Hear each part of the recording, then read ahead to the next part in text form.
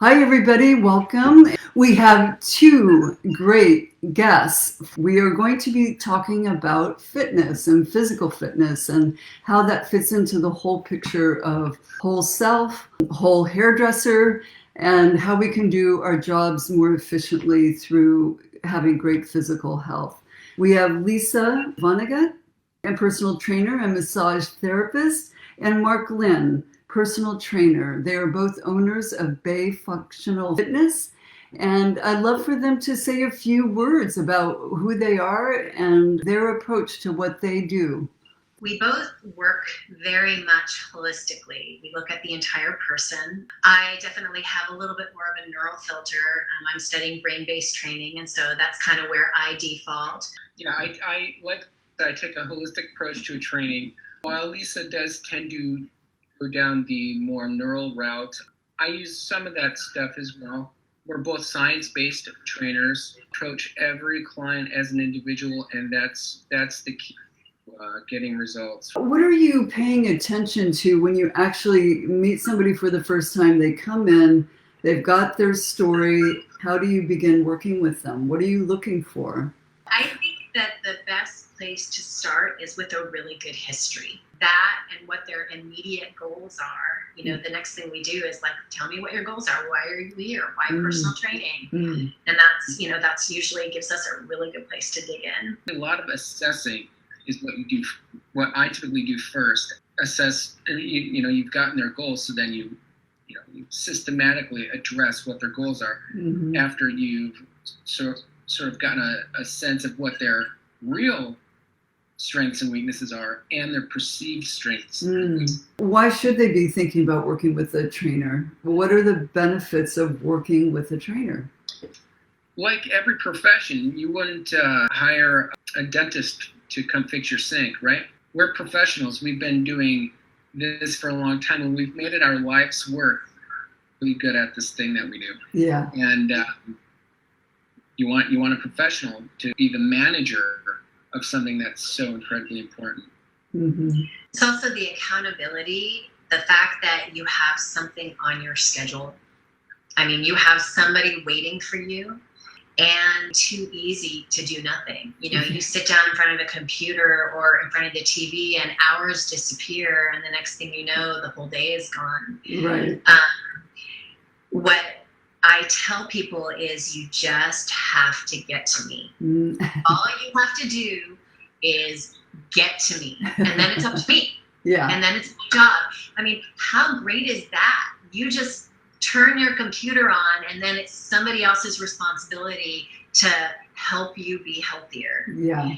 And the act of actually showing up is so good for stress because you're actually doing something about it. Your brain wants you to take action when you're unhappy and in pain. So sometimes that action is making an appointment and showing up.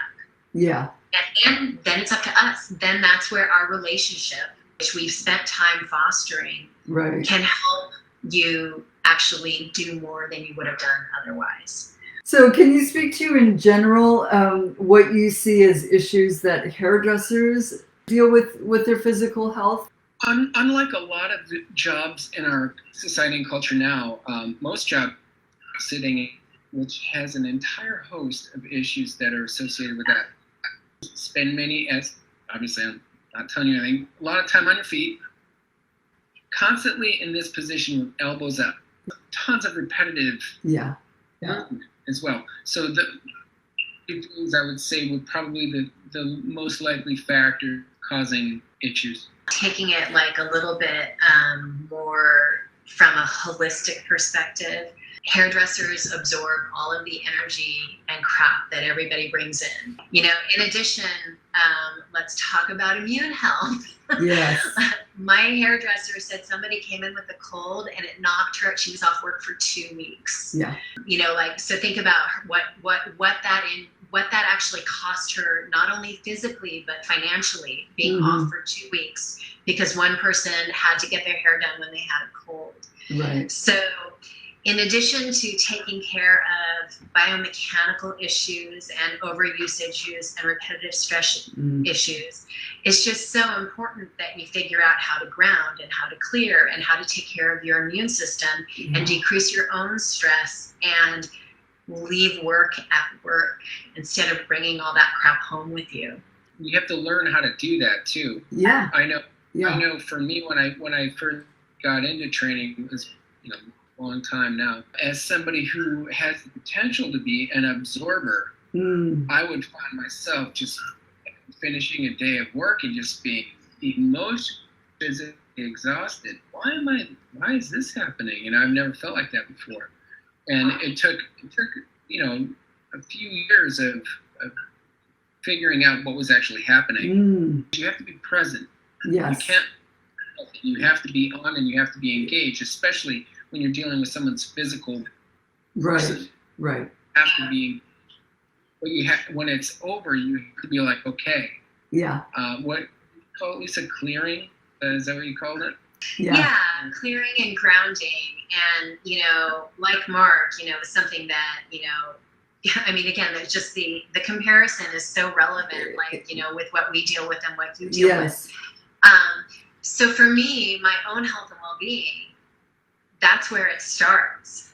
For me, like getting that workout in the morning so that I am walking into my studio feeling grounded and calm and focused and clear. And when I am moving from my own center, I'm better able to not only protect myself, but also to connect and relate in a different way, and kind of that body-to-body communication of modeling that. So I think that stylists who work just long hours and, the sheer number of people you see every single day, I would think that finding what it is that helps you start coming from your center, grounding, is really important. And physical exercise is huge. I mean, it's not the only thing that helps. Right. It's really, really huge for that. What are a few things that hairstylists can do physically throughout their day to just help reset the body or something as they're going about their day in the salon? It's actually profound what breathing does for you, not only for your neurology, getting you out of fight or flight. Also, the physical act of breathing actually opens and stretches all of these muscles that are going to be compressed by doing this all day. Oh, yeah. So the breathing muscles, the muscles of the core and the muscles of the torso all work together. And so by standing upright and inhaling and inflating, you're actually countering all the gravity and the downward pull that you get from the work all day long. Great insight. If you have space at the salon, even if it's for 3 or 5 minutes, just in general, stretching and foam rolling is really, really great. What role does diet play in all of this? Yes, we have to relax and not be so rigid around these things. So I'm going to change the word diet to nutrition. You love it. Good. Diet means you're hungry. Yeah. And we don't want anybody to be hungry. Right. Nutrition is everything. I mean, nothing works unless your nutrition is working for you. And if you are tired, if you have digestive issues, if you have skin issues, if you have mood issues, if you have hormonal issues, if you have hair issues, any issue, 99% is coming from nutrition. Wow. See there, right? Wow. That's the wrong word. Food is medicine. Yeah. And, if you think about what it would do to you to take medicine that is bad for you, to have too much of it or have too little of it, or to have the wrong prescription, that's what having the wrong nutrition can do. And what the right nutrition is, this is what's hard, is what the right nutrition is different for every single person. There is no one way to eat. Yeah. Some people do really well with high protein. Some people do absolutely great with high carbohydrates. Some people need more fat in their diets. Yeah. So there's no way anybody can say, here's a one-size-fit-all diet that's going to make you feel X, Y, and Z, because everybody's body, everybody's hormonal profile, everybody's DNA, everybody's lifestyle, everybody's everything is totally unique. And there are some universal truths surrounding nutrition, however, that need to be respected, because there's nobody on earth that should overeat. Yeah. That would never work for anyone. Yeah. Good one. Also, undereating doesn't. Undereating also does not work. Yes.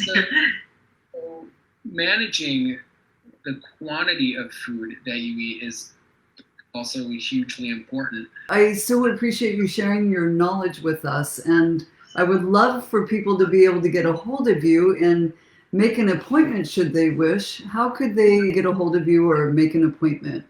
Visit our website, bayfunctionalfitness.com, and email us at info@bayfunctionalfitness.com. Well, lovely to meet you both. Bye. Bye.